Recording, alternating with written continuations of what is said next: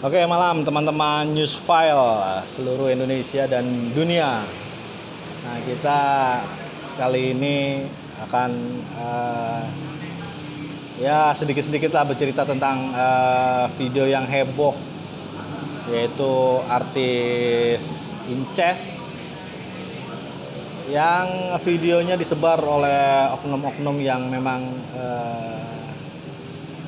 mereka itu mengeluarkan video tersebut dengan rasa kebencian. Jadi beruntung polisi udah bisa nangkep nih dua orang nih pelaku nih.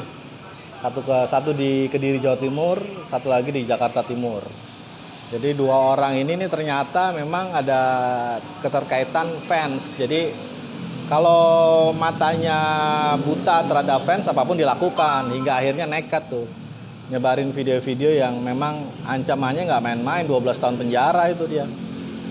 Jadi kalau ngelihat dari ancamannya yang begitu tinggi, harusnya nih kita berkaca nih ya, dulu dari kasus Ariel sampai sekarang nih kasusnya si Inces, ya memang harus menjadi perhatian kuat untuk teman-teman. Jangan jaringnya tuh asal nge-share. Mentang-mentang sekarang serba akun nyinyir tinggi dengan tujuan dapat endorsement. Akhirnya akhirnya ketangkep. Kalau udah ketangkep, yang kasihan ya diri lo sendiri sama ya keluarganya. Jadi kalau ngelihat si Inces ini memang menjadi buruan target ya seluruh pencipta artis. Ya dua artis yang berseteru ini ya udahlah, nggak usah diomongin lah, kita sama-sama tahu lah. Jadi latar belakang yang tadi diungkapin ini di press release di Polda Metro udah disebutin bahwa si pelaku memang punya dendam kesumat gara-gara dia mendukung salah satu artis pujaannya dia. Tapi kalau ngelihat dari background ini, hampir berapa tahun yang lalu nih seorang anak konglomerat yang kebetulan temen gua yang memang berteman dengan Reno Barak, ya memang jangan sampai lah isu-isu terkait dengan hal-hal mengenai Reno Barak yang negatif tuh jangan sampai muncul, karena memang dia tuh ya selain keluarga bagus, baik ya, terutama pada waktu itu ya dia emang lagi pacaran sama LM aja. Gue dulu waktu punya media online nggak boleh, jangan Gun, resikonya nggak enak, dia temen gue. Dan padahal tuh reporter gue tuh punya macem-macem lah. Nah dari situ aja kita lihat bagaimana perlindungan seorang public figure dengan keluarga besar, keluarga bagus, keluarga konglomerat, ya memang ya seperti itu. Mereka ya banyak tradisi-tradisi lah, tapi dengan situasi kayak gini gue nggak tahu lah itu nanti bagaimana ya, biar lagi waktu yang ya kita nonton aja lah episode berikut, ya mungkin berakhir bisa tragis, mungkin ya endingnya bahagia. Karena kalau ngeliat dari laporan tadi itu yang mendorong kakaknya laporan si Asari ini tuh ya suaminya. Ya bagus, sebagai suami bisa melindungi istrinya, ya gue acungin jempol lah. Jadi jiwa satria dari Reno Barak ada. Itu videonya apa, Bang?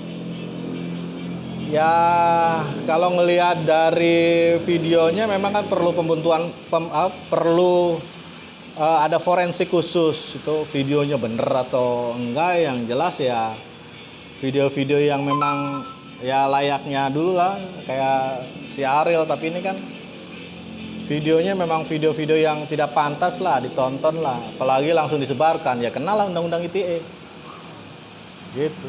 Seharusnya emang gimana yang nyebarin itu? Kan tadi bilang fans, Ya ini ada dendam kesumat.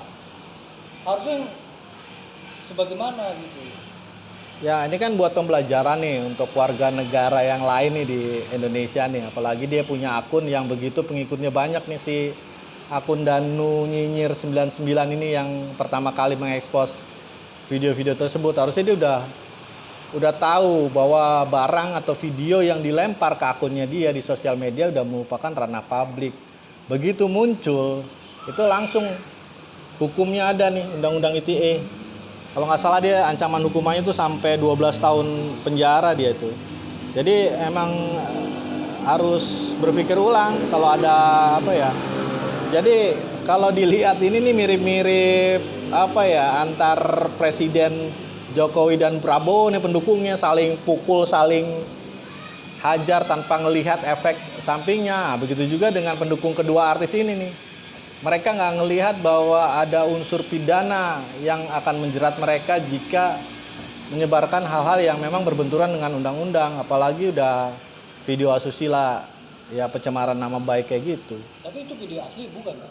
Ya itu makanya kalau kita sebagai pengamat ya nggak bisa ngelihat itu video asli atau video buatan atau video editing.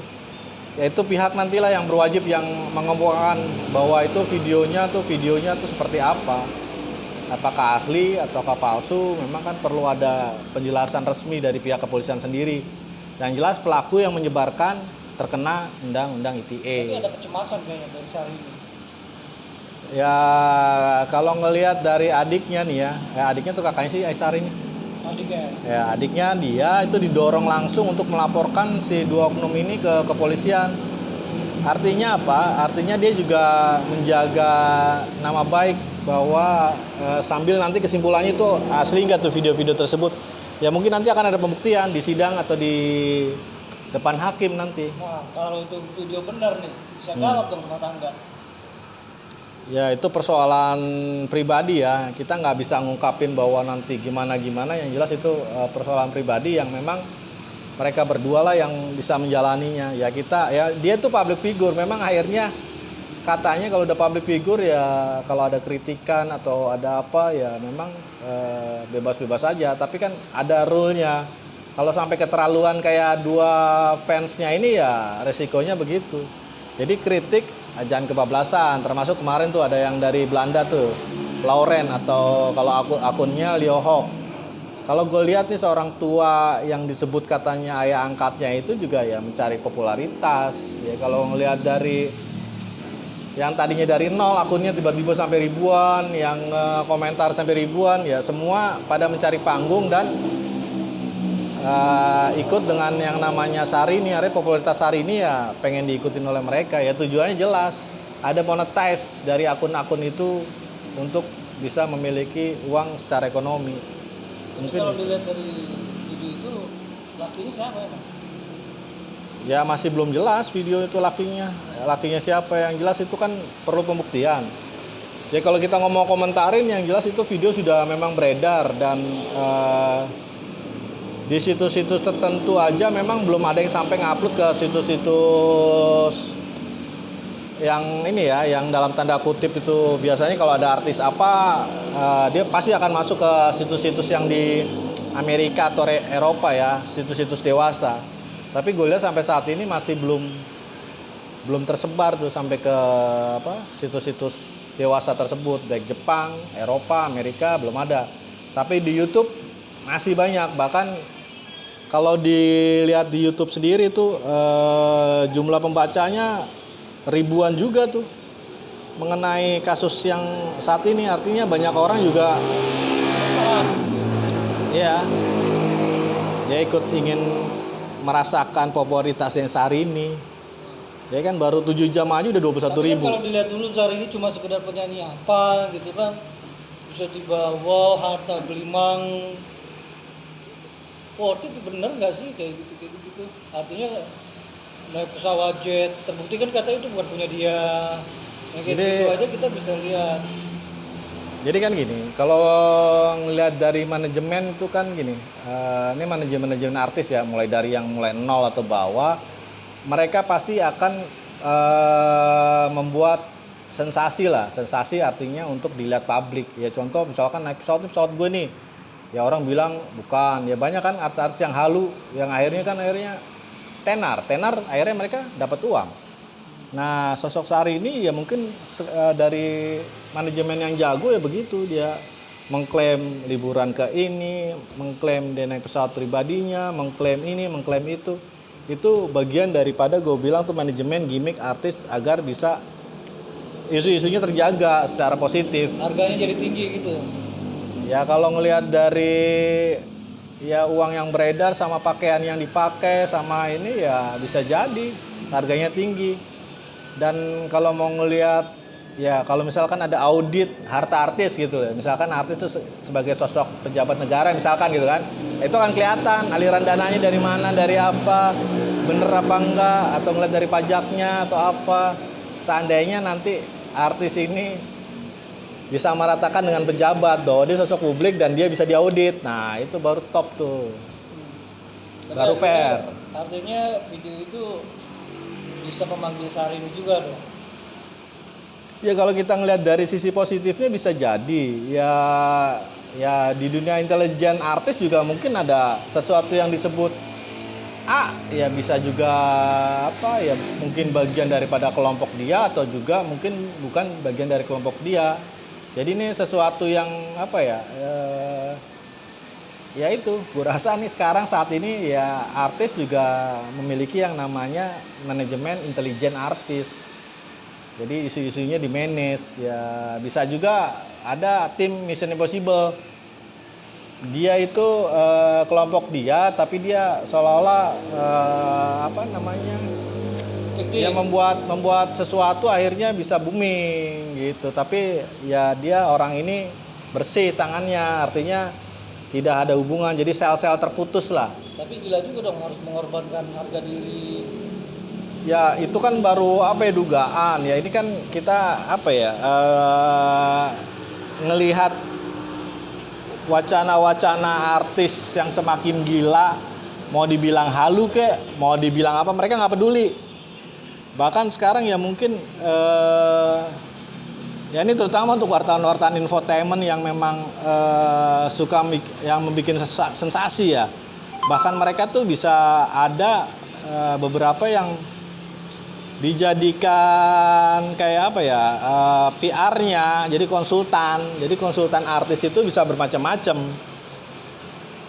Jadi bisa juga dari anggota-anggota politik, ya tujuannya ke politik. Ada juga dari ekonomi, ya ekonomi. Ya sekarang nih artis ini wow, bayangin aja loh, satu publish sekelas Pevita Pierce dibayar oleh klinik kecantikan hanya untuk ngepost ke Instagramnya. Lo tahu bayarannya berapa? Lebih daripada 1M. Jadi apa? Lo semakin banyak follower, lo semakin banyak digandrungi, lo pencitraannya bagus, akhirnya duit-duitnya emang ngalir ke mereka, yaitu rezeki mereka. Ya ada yang caranya bagus, ada yang caranya jelek, tapi dua-duanya tetap ujungnya ya tetap ekonomi. Akhirnya gemelimang hartanya mereka ya berasalnya dari mana-mana aja. Gitu. Tapi gue masih sanksi nih video ini bisa jadi ya itu dia. Makanya kan pembuktiannya jelas tuh ke pihak forensik. Forensik dalam ini polisi. Asli atau tidak asli, tapi itu juga apakah itu nanti diumumkan itu juga gue nggak tahu, itu ya pihak kepolisian lah yang apakah nanti akan kayak sidang-sidang Ariel juga nih nanti nih kayak begini dulu. Ya kita kalau lihat nih kasus ini nih. Kalau dilihat ya pelakunya tergantung nanti hakimnya gimana akan membedah kasusnya itu. Itu nanti ya pakar-pakar hukum yang akan membicarakan tadi isi esensi materi sidangnya. Kemiripan mungkin atau apa gitu. Ya entah disebut kemiripan atau palsu atau editan atau apa, yang jelas ya orang ini nih yang ditangkap ini pasti ada sosok besar, nggak tiba-tiba dia terima. Ya, kemungkinan dia masuk jaringan juga, atau kemungkinan dia ini juga apa ya apes bisa jadi. Jadi apes ini kan gini. Teledor naruh video gitu akhirnya. Artinya gini, itu namanya apa ya doxing. Doxing itu istilahnya tuh pembunuhan karakter untuk seseorang. Jadi sekarang tim-tim doxing ini udah ada banyak di politik, di artis udah banyak. Gimana caranya membunuh karakter si A, si B, si C, D. Jadi nggak hanya politik. Artis pun juga demikian. Nah, yang tadi gue bilang apes, dia kemungkinan juga bisa terima link atau video dari orang-orang tertentu yang hidden itu dalam arti nggak jelas, tiba-tiba masuk ke handphonenya dia. Saking girangnya dia ngelihat ini dapat gambar video eksklusif dan akunnya bener-bener gila, ya dinaikin aja sama dia tanpa memandang risiko bahwa IP address dia, alamat dia itu bisa kelacak. Jadi meskipun dia punya akun gede tapi dia tidak cerdas secara hukum. Ini kan kalau dilihat dari saut-sautannya udah Maya dulu, Syahrini, Reno Bara, ini kan berapa episode waktu itu cerita ini kan? Ya. Atau mungkin ada lingkaran itu. Jadi apa ya? Di COVID ini semua isu itu bisa bermain.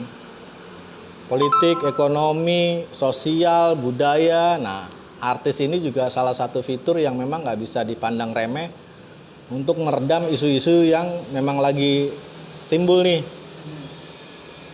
Ya ini bisa bersamaan dengan kasus apa nih yang lagi besar, tiba-tiba dengan kasus ini ya teredamlah kasus ini, itu juga bisa dijadikan fitur. Jadi makanya gitu, intelijen secara keseluruhan kalau gue lihat itu nggak hanya di politik dihankam, tapi di artis pun juga dimainkan. Dan ini artis ini nggak main-main, pengikutnya besar ya dimainkan, karena ya kayaknya artis jangan sembarangan, lo ngamar, lo punya handphone ya harus berlaku cerdas. Kalau lo direkam tiba-tiba ya repot sendiri kan lo. Apalagi kalau merekam sendiri. Oke bang, kasih pesan buat yang mengupload. Seperti apa buat masyarakat juga apa.